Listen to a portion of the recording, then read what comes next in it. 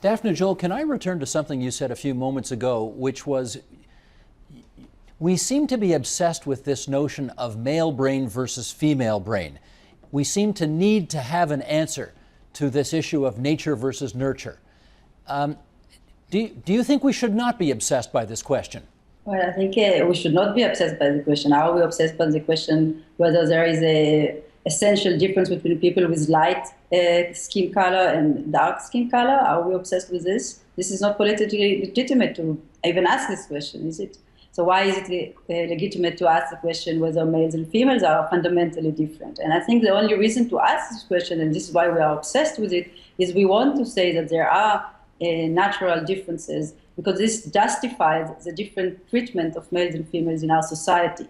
And so this is a problem. And I think it may be important for some things, like, for example, for psychopathology or in medicine. But when we talk about behavior, there is no reason to look for the reason for the differences, because we don't need to justify them. So let's say there are differences, and let's say even we have a basis, a biological basis for this. So let's say we find that human males are indeed tend to be more aggressive than females. So what should we do with this fact, if we find it? There is no evidence for this in humans, but let's say it is true. So should we let men be violent towards other men and towards women, or should we actually educate men better not to be violent?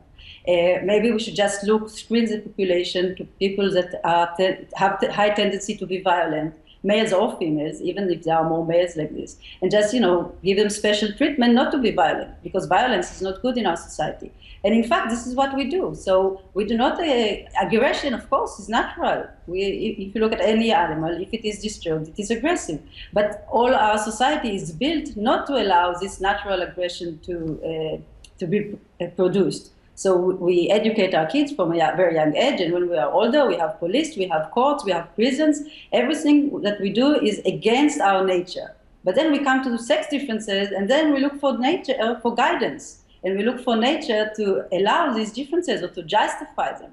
When in fact, even if there are a biological basis for these differences, we should act against these differences. So if we think that empathy is an important quality in our human behavior, then if men are by nature less empathic, we should treat them to be empathic. And if the ability to be assertive is important, then girls should be assertive too. This is why I think we are obsessed in this question just because we want to justify these differences. But this is a political issue, it's not a biological issue. To take us right back to the beginning of a person's life, and I want you to tell us about a study done by Simon Baron-Cohen, Borat's cousin, right? Okay, Sasha's cousin, in which one-day-old infants are observed on how they react to objects and faces. What does the study tell us? Well, boys don't react to faces as much as girls do, and they seem to be more attracted to movement. And according to Baron-Cohen, that's an example of prenatal testosterone-induced differences in people versus thing processing, or he calls it actually empathizing versus sympathizing. And his body of research is quite powerful because he looks at prenatal testosterone levels in fetuses and then later, after they're born, correlates those levels with a variety of observable behaviors. One of them is eye gaze, but there are others. So for example, the increased testosterone is associated with increased like for rough and tumble play. That's another one.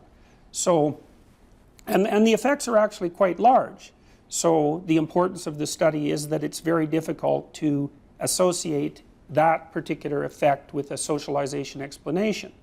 I wanted to make a comment quickly on the issue of whether or not gender differences and racial differences, for that matter, are politically legitimate domains of inquiry. First of all, I don't think there are politically illegitimate domains of scientific inquiry.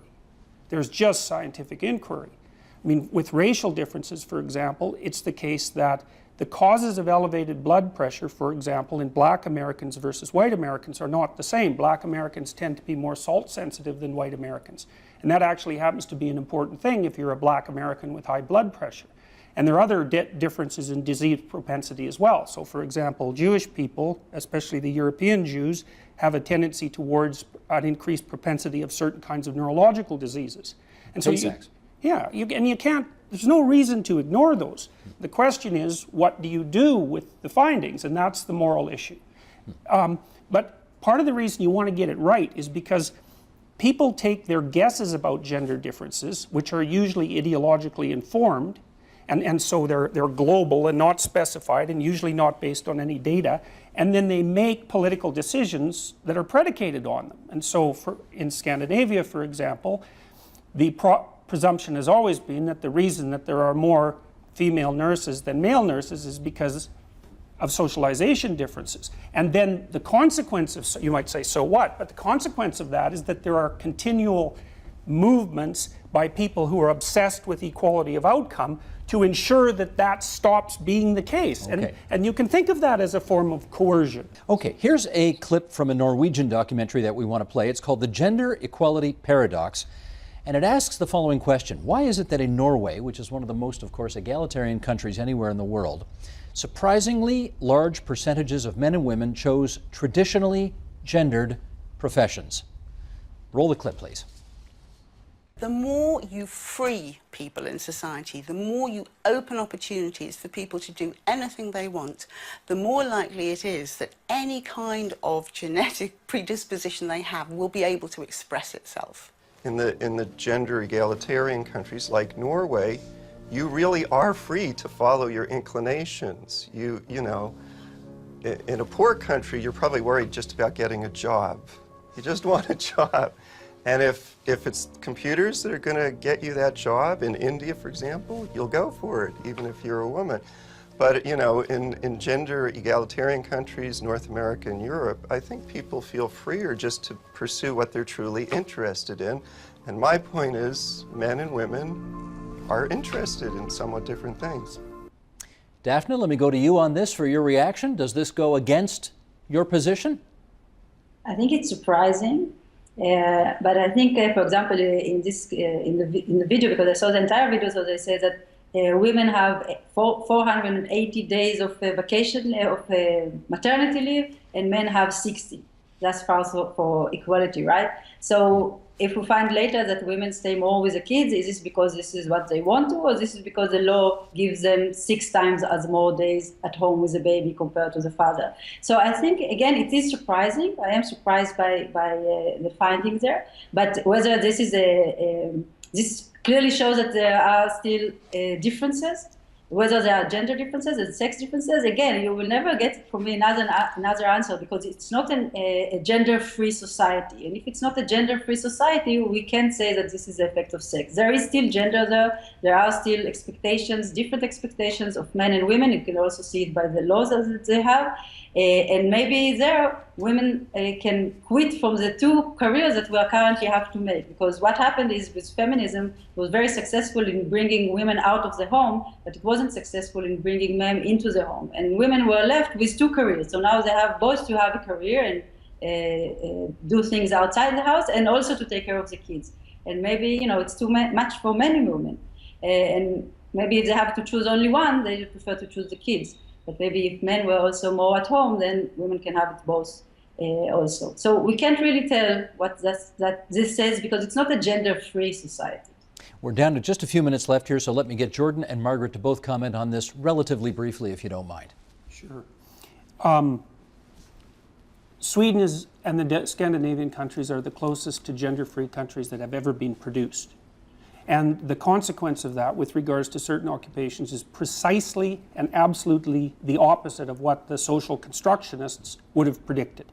The gender differences have got bigger. They're bigger for interest, they're bigger for occupational choice, and they're bigger for personality. Do we know why?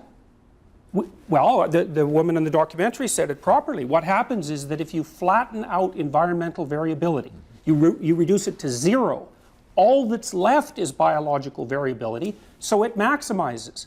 And one way of thinking about that is that that allows people to follow their innate predispositions. And that can't be dismissed as a story. There's tens of thousands of people who've participated in these studies. And the most important thing is it precisely contradicts the social constructionist hypothesis.